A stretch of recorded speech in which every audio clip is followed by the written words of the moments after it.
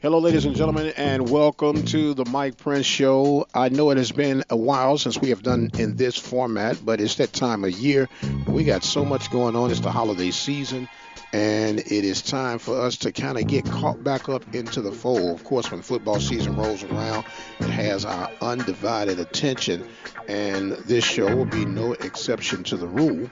For those who are new to the Mike Prince Show, this is a variety talk show. We do talk about a lot of things. We do stay out of the political window realm because you got enough stuff going on about that. However, we focus on sports talk, in particular sports talk with the local and regional high schools and your local and regional colleges, in particular to the JUCO circuit and HBCU circuit, that and the likes of the MEAC and the SWAC. And with all that being said, they call it Black Monday for a reason.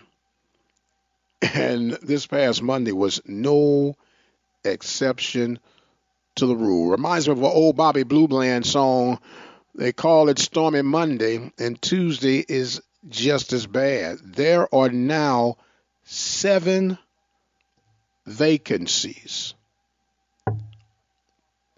7 of them in the HBCU realm alone for coaches. And there could be, as rumors have it, some others coming down the pipeline. But we will only work with what we have. And right now, you have vacancies throughout the Mid-Eastern Athletic Conference and the Southwestern Athletic Conference. You have a total of 7, but you have 4 from the Southwestern Athletic Conference and 3 from the MEAC. The latest one from the MEAC, as of late yesterday or early today, however you want to look at it, Coach Maynor of the Hampton Pirates has been relieved of his duties. Now, you would think, and this is just me saying, you would only think that that's got to be part of the new move that Hampton has decided to go. They are going to the Big South, and we'll talk a little bit about that later on. But with the Maynor now being out, his overall record in 4 years was 20-25. Not too bad below the Mendoza line, but enough to warrant change at Hampton. Hampton going through a lot of changes right now, both on the field and off the field. However, we will keep a monitor on that. Other releases of duties from the MEAC. Delaware State parted ways with football coach Kenneth Carter. Carter went 3-30 in 3 years. He won 2 games this year and won a game his first year taking over. 3 wins in 3 years. And Delaware State has said, I think we're going to go in another direction. And then the one that was really publicized the most, Alec Wood has been relieved of duty from FAMU. His legacy will be 8-25 as the leader of the Rattlers. Times bring about a change. Change bring about time. However, some things never ever change. With that being said, we'll talk now about some of the actions that have taken place in the Southwestern Athletic Conference. The latest one that we had word of was Coach Monty Coleman has been relieved of duties from the University of Arkansas Pine Bluff. Coleman had a career record of 40-70. Monty Coleman by far had the longest tenure of those recently released, 40-70. at Alabama. I'm sorry, at the University of Arkansas Pine Bluff. So that vacancy will be available. Then, of course, we had Rick Comergy, a storied coach, not just in HBCU, but in collegiate football. He has been relieved of duty from Mississippi Valley. His career record in 4 years was 6-38.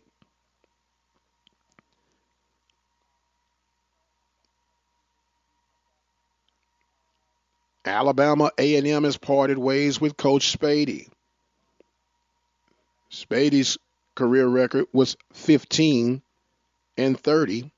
in 4 years. And of course, during the mid-season, you had Alabama State part ways with Coach Brian Jenkins. His career record at Alabama State was 9-17. Lot of vacancies right now. And if you're in the business of coaching football, and before I get into that, this is part of the adrenaline rush, if you're asking me, or why coaches coach. They know that just as soon as they sign that fresh contract, they're going to be relieved of that contract. It's just a matter, the nature of the business of coaching, in particular on the collegiate level, of any level, D1, 2, 3. It doesn't matter what that level is. When you're coaching, well, heck, even on the high school level, there are certain expectations, and that's part of the hazards of coaching. But of these 7 positions that are available right now, if you're in the coaching market, which one of these do you salivate at the opportunity of taking over? And which one do you run away from as fast as you can? Of these 7 programs, let's go over them again. You have Delaware State, Mississippi Valley, Arkansas Pine Bluff, Alabama A&M, Alabama State, Hampton, and FAMU. By far, if I'm in the market of coaching, I am trying to do all that I can to get to Florida A&M University. Storied program, a program with alumni who understand that you create your own value, you create your own market, an absolute perfect opportunity for the right coach to come along. The next best job available, in my own humble opinion, would be that of Alabama State. Alabama State has proven that they will support financially and invest necessarily what it's going to take to produce a winner. And if you go down the list, I guess you would have to go in the ranks of Hampton. I would have to imagine would be a great place to be, with addition to the new start that they'll have in the Big South. And we will talk about that, not on this show, but probably on one coming up very soon. I would have to think that would be number 3 slot available.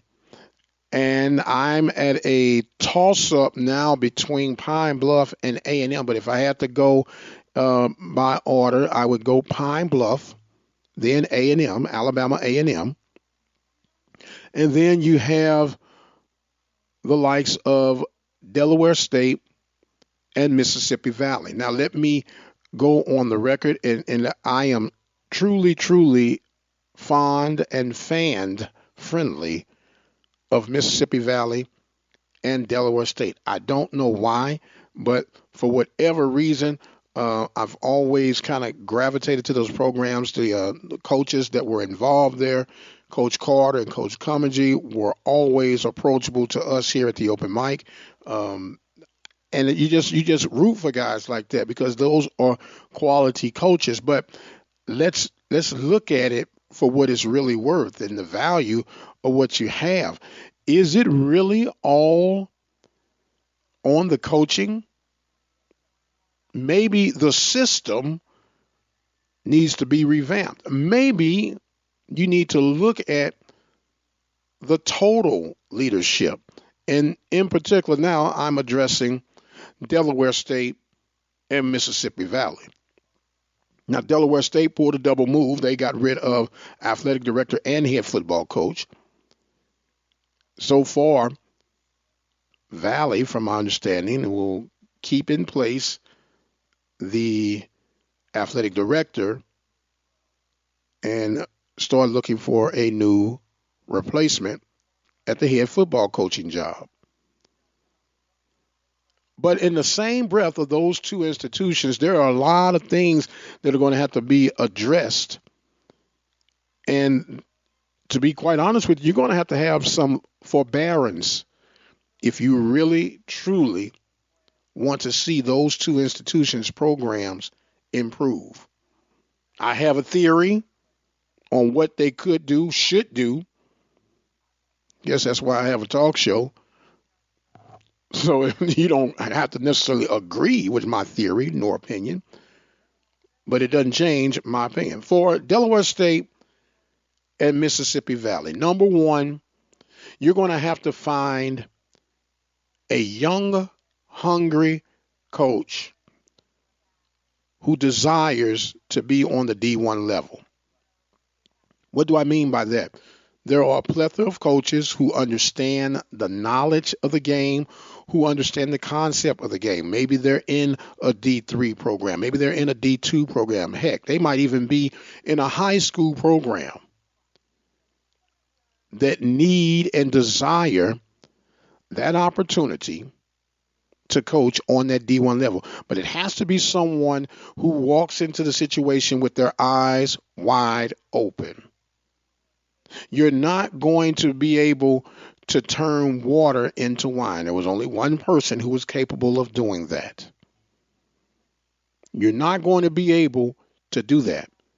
But with the right support, with realistic expectations, those are programs that in my heart of hearts can truly be turned around. Another factor, in my opinion, you cannot give whoever comes in to fill that role at Delaware State nor Mississippi Valley 3 years. They're going to have a 5-year minimum. 5-year minimum. Because it's been proven that the administrative order of things at these two particular institutions, they have either a limited resources or restricted resources when it comes to investing into their athletic programs. So with that being the case, you're going to have to be able to work out some happy mediums. Okay, in normal circumstances, you get 3 years in most of these new packages. I'm going to give you 5. Understanding that we have limited resources. Now, if you're going to take that job, head coach, you have to understand you are already coming in 2 years behind the scene. And if that's going to be the case, you cannot recruit nor go after the same type of athletes that your comrades are going after. You're going to have to create an identity. You're going to have to create a scheme. You're going to have to do some things that are going to be considered outside of the box, but that will keep you competitive and keep you relevant in your respected conferences. This is just one man's opinion. What am I saying? It's hard to run a spread offense when your fastest guy might be 4.5, 4.6. You're not going to leave anybody. You got linemen that are running 4.5 and 4.6 on some of these programs. So you're going to have to develop a scheme that will give you the opportunity to draw a player who might not be the fastest guy, who might not be the biggest guy, but he has a high football IQ. He has heart. He has the determination and the discipline to do what it's going to take to position themselves to win. You've got to be able to understand what you're walking into. You've got to.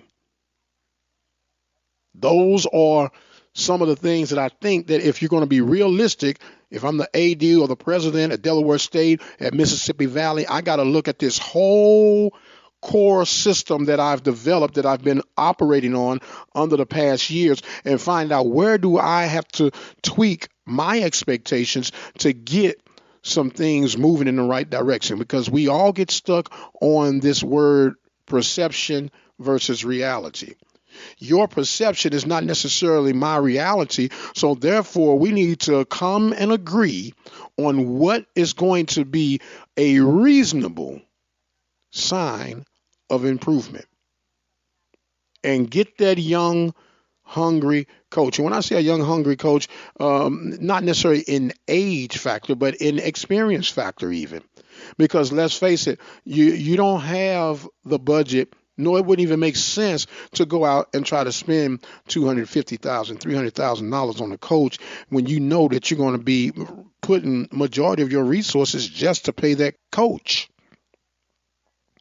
You've got to look at the real nuts and bolts of what it is that you need to accomplish.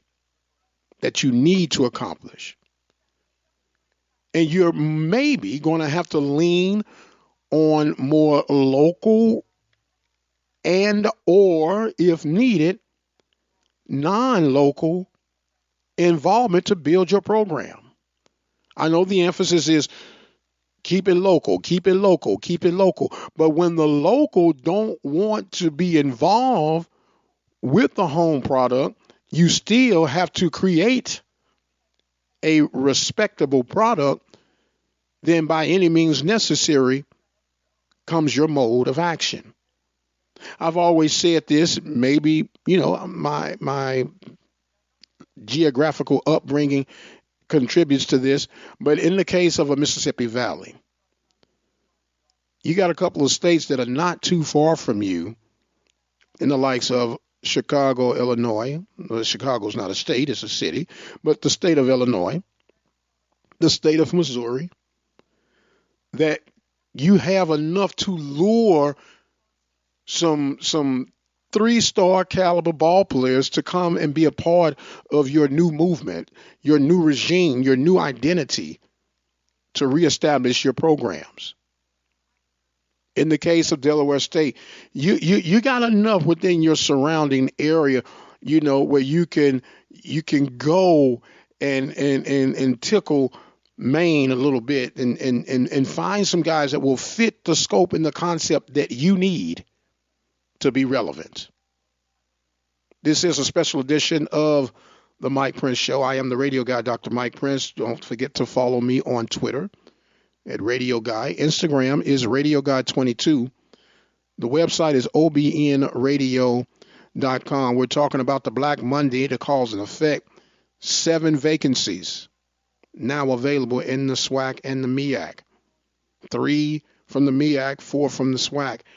Arkansas Pine Bluff, Alabama A&M. You have Mississippi Valley, Alabama State from the Mid-Eastern Athletic Conference. You have Hampton, Florida A&M, and Delaware State. We've just gone over the Delaware State and Mississippi Valley Challenge. Our next core of schools that I'm thinking, now once again, these are my views and opinions. They're not predicated on any other thing, but basically from what I've seen, what I've studied, what I've researched, and what I've come to with a good sense of what's going on and what's needed. The next tier, the 3 schools that'll be tiered together, you will have Hampton, Pine Bluff, and A&M. These three programs are what I call some tweeners. They got some of the right parts. They got some of the moving parts that need to be reined back in, but there are a couple of good recruiting classes from really being an impact. Now, in all fairness, Pine Bluff may have spent too much time and give too much clemency to Monty Coleman. He was there for 10 years. You're 40 and 70. 40 and 70. That's very, very lopsided. That's truly, truly old school approach. And I am old school where you just keep waiting. It's going to turn. It's going to turn. It's going to turn. And could this be the case of, hey, he brought us a championship of holding on just a little bit too long? Hopefully it's not enough to damage the goods that remain at Pine Bluff. But of those three that we just spoke of, Pine Bluff, Hampton, and of course A&M, I'm thinking that Hampton would probably be the one with the freshest new start. You're in a new conference. You're going to have a whole new concept of things, and it's a chance to start a new era. Even though each coach is going to start their new era, but you don't have to be bogged down with hearing, well, we used to do it like this or we used to do it like that. You can come in with a fresh set of ideas and do what needs to be done. Now, in these particular three openings, once again, in my opinion, these are openings that you can go after a season proven winner. Someone who you're going to have to open up your wallet just a little bit more than the first two that we talked about from Valley and Delaware State. You're going to have to tickle that bar just a little bit. You can't just sling something out and hoping that it sticks. You're going to have a concrete plan, a vision plan. And I do believe that you can expect a higher level of expectations within a 3-year frame dealing with those schools. If I'm in that coaching market of those three schools, I'm really and truly thinking, for me personally, I would go to Pine Bluff, then Hampton, then A&M. That's just my own personal opinions now. And with that being said, the reason I say Pine Bluff, because Pine Bluff is in a situation to where you can still be relevant. You can still within that drawing power, that drawing mecca, if you will, of getting some impact players. Arkansas is a great, great, great state for picking up football players. And I really believe that you could do something if you're going to be given. Now, once again, your offensive schemes and approaches, you can start running that copycat spread stuff, but you're going to have to be selective and creative with how you do it. But you can put something together within a 3-year frame. That's just my own personal opinion. Now, when you look at it, as far as location, Virginia's not a bad place. You're on the East Coast, but you have to really look at it for what its face value is. Yes, you're on the East Coast, but the MEAC, and this is no knock on the MEAC is more basketball in tune than they are football in tune. And I know some that listen and represent the MEAC would agree to disagree with me for that comment. But it typically is what it is. The SWAC is football heavy. The MEAC is basketball heavy. But if I'm looking at these two jobs and I'm comparing apples to apples and oranges to oranges, I'm going to take Pine Bluff over MEAC. Hampton, well, not even the MEAC any longer, the Big South, forgive me. I'm definitely going to take them now, because when I look at the Big South, and I'm kind of scratching my head on that move, but it is what it is. It's been announced, and they'll have to deal with it. And they're jumping into this thing July 2018. They're not wasting any time. Usually there's a 2-year exit, but they're going in feet first, and we wish them nothing but the best. A&M is in a really, really destitute situation, if you're asking me. I had them slightly over the Valley Delaware State situation due to the fact that they have a little bit more to work with resource wise and even the talent that they have access to. Just, but they are really, really one biscuit away from collapsing. So that's one of those borderline shaky deals. But you got to be able to turn it around for those three that we mentioned: Hampton, Alabama A&M, and of course Pine Bluff within 3 years. Which leads us now to what I believe are the best two jobs available in the FCS from the MEAC and the Southwestern Athletic Conference: Alabama State and Florida A&M. By far, Florida A&M is going to be the creme de la creme. Alec Wood had a challenge, if you will, in his tenure at Florida A&M, not able to put it together in quite the way that it was expected. You go 8-25 in 3 years, and the beauty behind that and the mystique behind all that, Florida A&M is still averaging over 17,000 a game in home attendance. Over 17,000 a game, and you have a product that has really been failing, but yet they understand it. So if the hotbed would be to get to Florida A&M, there have been a couple of names being whispered. I will restrain myself from making any mentions of that due to the sensitivity of that information. However, my eyes and ears are definitely open and are waiting to see how things unfold.